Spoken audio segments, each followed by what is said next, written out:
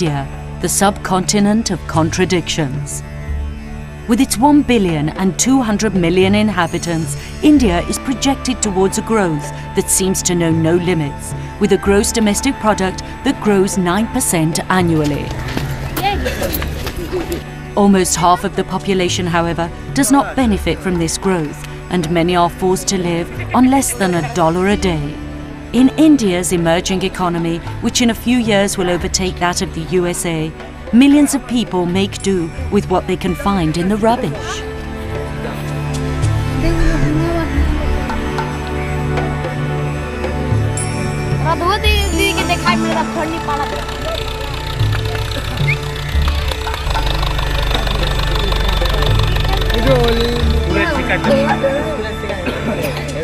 Frata Matthew, Silesian, has taken inspiration from this situation to start an activity that has the aim of encouraging young people to free themselves from poverty and a life at the rubbish tip.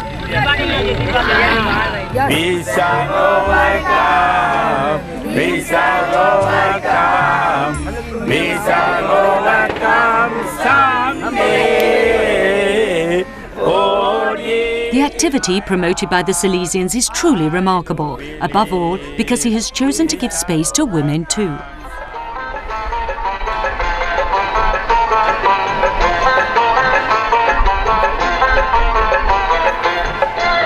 Priyanka is 9 years old. For the last 3, she has been going to the Don Bosco Centre every Sunday. Here, she can develop her passion for dance, but above all, she has learned how to believe in herself.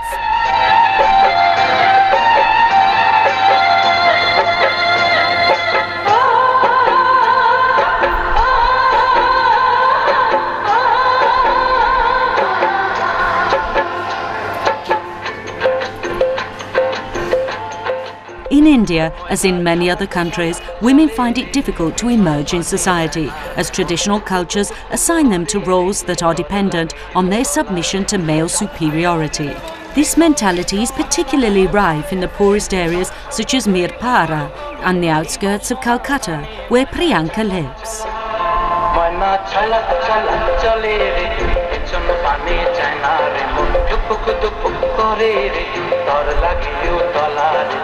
Living conditions for children in India are also difficult.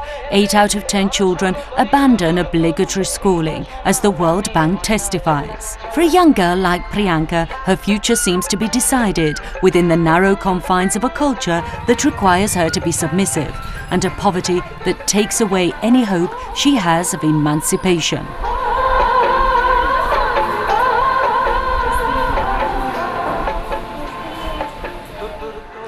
Just 2 years before Mother Teresa died, she happened to come this way, and she dropped into this particular institution here, and she wanted to see what all things we are doing. That was the first time she was coming, rather first and last time. And so she came, and I took her around to various classrooms where the boys were doing practical training. It was in the afternoon, and so when she saw in 1 or 2 rooms some girls also sitting and working on the floor like the boys, and then she said, girls are also here. I said, yes, girls are also very much there. What did you tell me one day, that we are taking only boys, care of boys, but now you will see also girls are here. She started crying, and she turned around and told me, Brother Matthew, you have done a great work, a breakthrough in your concept of boys only. You have also started with girls. God will bless you.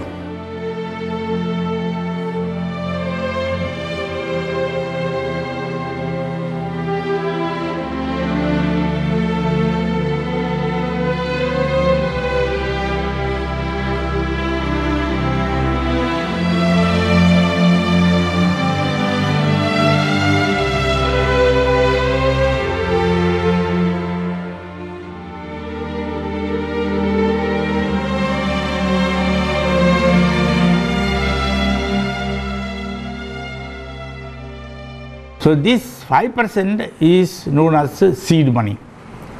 Now this seed money, have you got seed money in your pocket? No, you don't have this money, then the next alternative is you will ask me, brother, how do I put this amount of money? I need 5,000 rupees, and the other business I can, other part of the money I'll get from the government and the bank. Now I am looking for this money, how to do it? And then my answer is that this is 5% is required. So this 5% money I am saying, since you don't have, we will give you as a loan, and that will be from Don Bosco.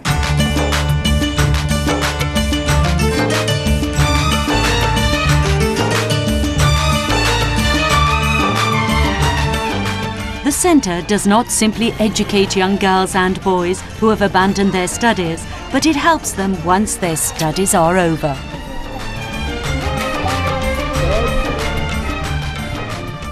We are going to the house of Rinku, one of the students who studied there, started her business, and she has a lot of experience now after many years of running the business. You can ask her what are all the problems and difficulties, how she has become a successful entrepreneur. Okay, this is the reason why we are going to her house. I told her to talk to you frankly all what the problems were there. Okay. Rinku is one of the first students who has managed to start up her own business thanks to Fratel Matthew's help.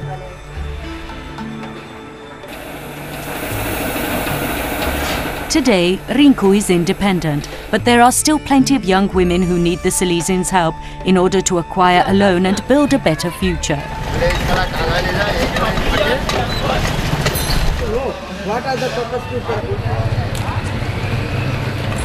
Every time Rinku finishes a job, she gives her contribution to the emancipation of women in India.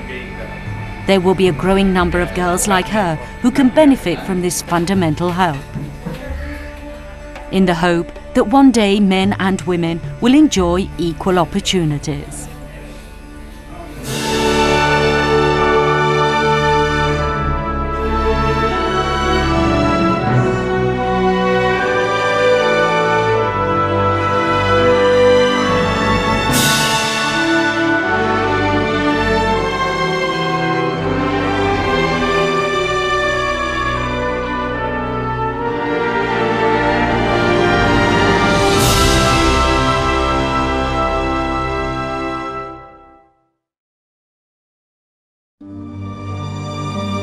Let us teach with Don Bosco's heart for the integral development of young people, especially the poorest and most disadvantaged, by promoting their rights.